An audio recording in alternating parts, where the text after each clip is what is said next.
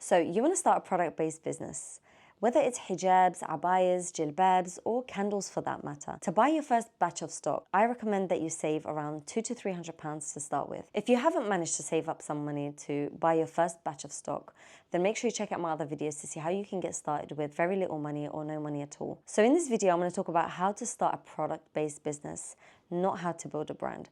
Building a brand is a whole different ballgame, and I'll speak about that in a different video. And a brand is something that takes time to build. Some of the reasons why I don't recommend building the brand from the get-go, from the beginning, is because usually when you're starting, you only have a very limited amount of money to start with to invest into your stock and into your business. So ideally, you want that money to go into the product that you're going to sell, because that's the main thing at the moment that's going to bring you back money. Customizing an extra label or customizing an extra poly mailer or package is not going to bring you back money immediately right now. Building a brand does pay back, but building a brand also takes a long time before it actually does pay you back. So while you're very limited on money, the best thing to do is to first start your business and build your business up to the point where it can pay for building the brand. So ideally in the beginning, you want to invest as much money as you can into revenue building activity. Pretty much that's stock. So you don't really want to spend that money on anything that's not going to put revenue back into the business. And the main thing that's going to put revenue back in the business is buying stock. But at the same time, if you're new to this, you're going to be experimenting with what products you want to buy, what quality of the product you want to buy, and whether your customers like the product that you're trying to sell, or whether you might have to, switch things up a little bit and basically experiment. So at this point, you don't want to heavily invest into branding. Once you've got the product and your audience and your customers matching, the brand will slowly, organically evolve anyway over time. So let's get started with actual business now. The first thing you want to do is do a little bit of research, a lot of research. What is their age? Where do they live? What do they do? What social media platforms do they hang out on? What time do they scroll on social media? So for example, if it's a working person, it'll probably be evenings, usually, if they're working daytime. Usually a lot of people skip this step because they think it's not important. This is probably the most important step in starting a business, because anything you do after that will depend on who you're targeting. So it's very, very important to establish and spend some time researching exactly who your potential and ideal customer is. And narrow that down to literally one specific person. Give them a name, give them an age, give them a profession, and give them everything that you could possibly think of. Ideally, it'd be great if this ideal customer was someone similar to yourself, because then you would understand the customer a lot better. Or somebody very close to you that you can ask questions whenever you need and ask their opinion, since you're targeting somebody just like them. The next thing you need to do is to source your product. So you'll need to find wholesale suppliers. So wholesale suppliers and manufacturers are two different people.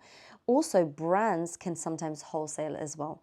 So whether you're buying wholesale from a wholesale supplier, which could be unbranded stuff, it could be branded stuff, but not very well-known brands. Brands themselves also will wholesale. So for example, my clothing company also wholesales, but we do have a criteria of who we wholesale to.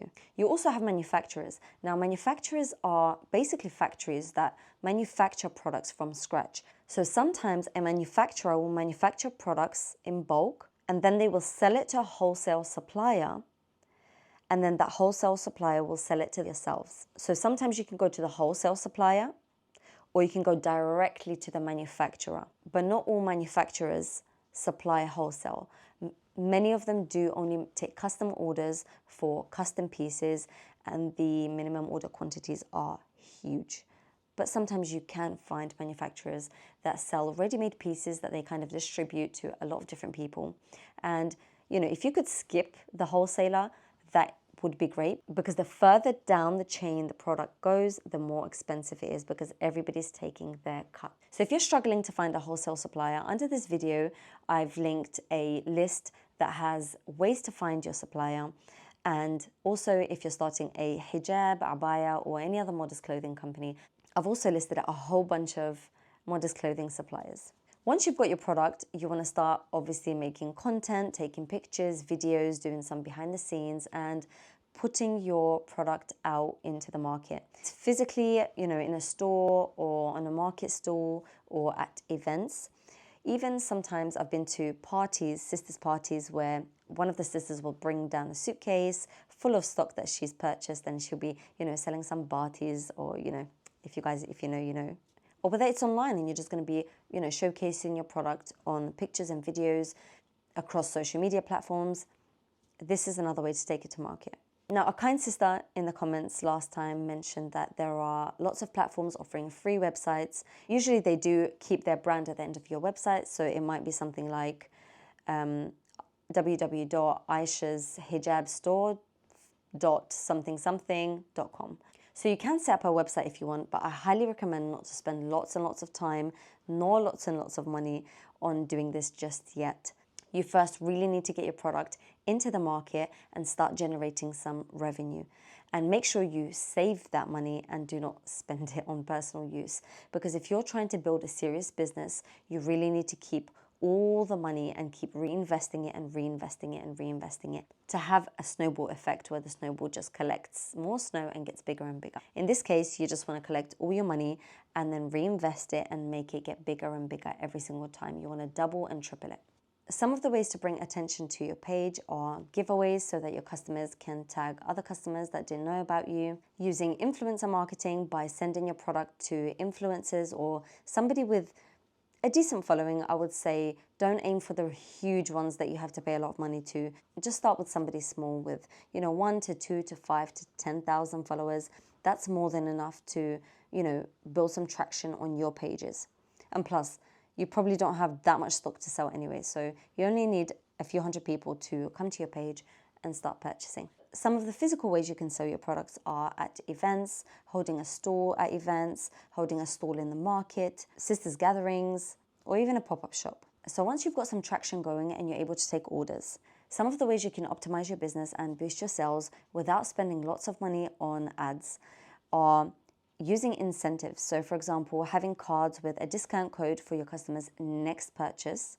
That will keep them coming back over and over and over again. Listening to your customers' feedback and adjusting, the shipping or the packaging or the product or whatever needs to be adjusted to make them more happy. That is your number one priority as a business owner. Just saying. Building loyalty and trust through communication, excellent customer service. And one of the most important things in business is collect your customers' emails. You have to collect their emails and build an email list. Because listen, if your website goes down or gets hacked, or your social media accounts get blocked or hacked or whatever, at the end of the day, the one thing you own, and a lot of people say this, but trust me, you have to collect an email list. You have to take your customers' emails down so that you can send offers out to them, so you can notify them every time you have a new product. Because look, even if you've got a huge social media following, only a very small percentage of your followers actually see your posts when you post them. So having an email list is like a direct communication between you and your customer. And make sure to keep an eye on trends and new innovations happening within your particular niche. And finally, you can also do marketing. So once you've done all of that and your products are selling and you can see it's working, then you can start investing a little bit of money towards paid ads as well. But do not do this if you haven't been able to organically sell your product, because the chances are if you haven't organically been able to sell your product, you're very likely not going to be able to sell it even if you advertise. There is some sort of issue, whether it's your target audience or whether it's the product itself or whether the way you're marketing it. You will have to play around with these things until you get it right. And if you've got your first 3 sales, you're probably going to get a lot more. So just keep on going. So don't forget to check out the link at the bottom of this video, and I'll see you in the next one, inshallah.